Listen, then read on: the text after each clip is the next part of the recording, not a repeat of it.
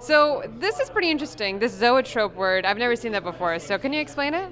Sure. A zoetrope is actually an 18th century kind of animation toy that was developed, and a typical one that people are used to seeing is a cylinder with a series of slits, and you spin it, and you can view a series of images inside, and it gives you the impression that it's actually moving. It's one of the first forms of animation, and it's a trick of the eye called persistence of vision. It's the same principle that is why animation and film work. You're seeing a series of frames, and we perceive it as motion. So the way a 3D stroboscopic zoetrope works, which is what I built here. This is one slice section of the larger zoetrope that I built. Is it works on the same principle, but instead of looking through a slit, you're using a strobe light, so you're in a darkened space, and the strobe light is synchronized with the spinning, so every time one frame, one wedge of animation clicks into place, the strobe fires, and now what that allows you to do, instead of seeing a single frame at a time, you can view the entire disc spinning, and the whole entire thing comes to life,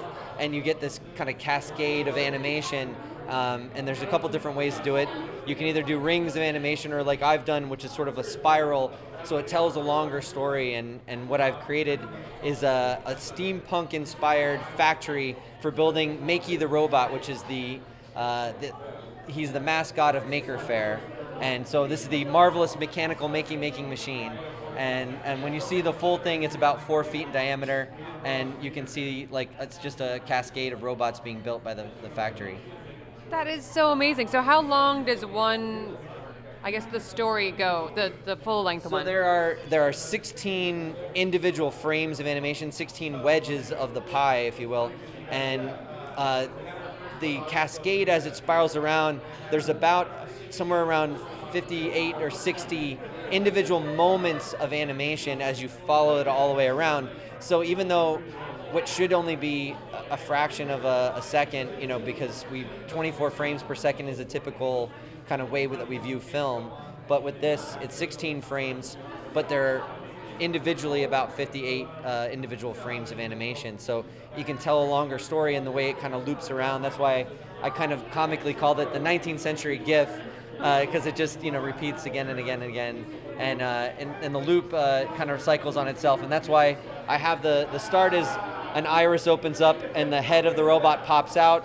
The robot arm grabs it, puts it on the body. As the parts get put together, he drops down a trapdoor at the end. The trapdoor closes, so it creates a closed loop cycle. So it never just skips. It feels like it flows. And the first time I had it spinning at Maker Faire last year, we had so many people walking in and seeing it up and running, and we're looking for where were the robots disappearing under the table, but they didn't understand it. I had to stop the whole thing, show them that every single individual robot is glued rigidly in place, and then we start spinning it again and then turn the strobe lights on and the whole thing comes to life.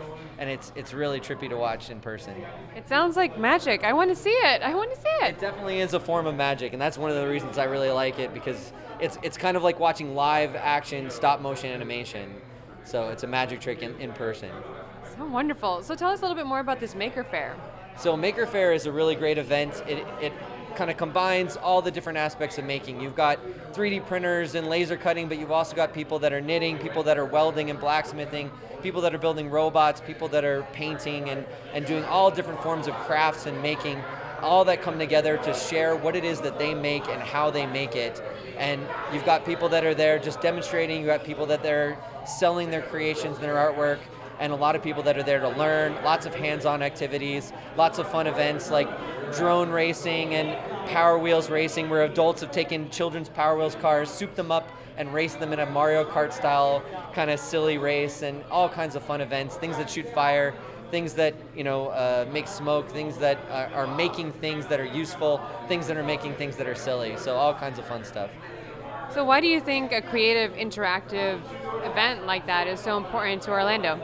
It's really important because, the idea of Maker Faire is to share that things are made by people, that they're not just things that you buy from the store or order online, and it's about getting your hands back into the process of making and understanding where the things that we use every day come from, and then you get to incorporate in those STEM aspects of science, technology, engineering, but also art and creativity to combine together.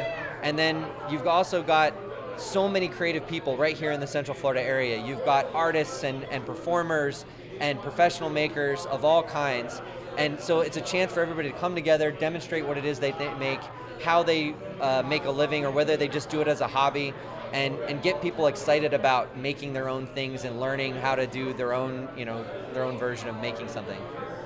Do you have any advice for these younger kids, these younger makers? Definitely find what it is that you're passionate about and just start playing around with it, because sooner or later that's going to turn into a specialty that'll turn into a proficiency in some particular skill that is going to bring you a series of enjoyment, whether it's just for the sheer kind of act of making it as a hobby, or whether it's going to turn into profession. So getting started early and making things and learning about the process is always important. That's awesome. Thank you so much. And now we know about a zoetrope. Yes.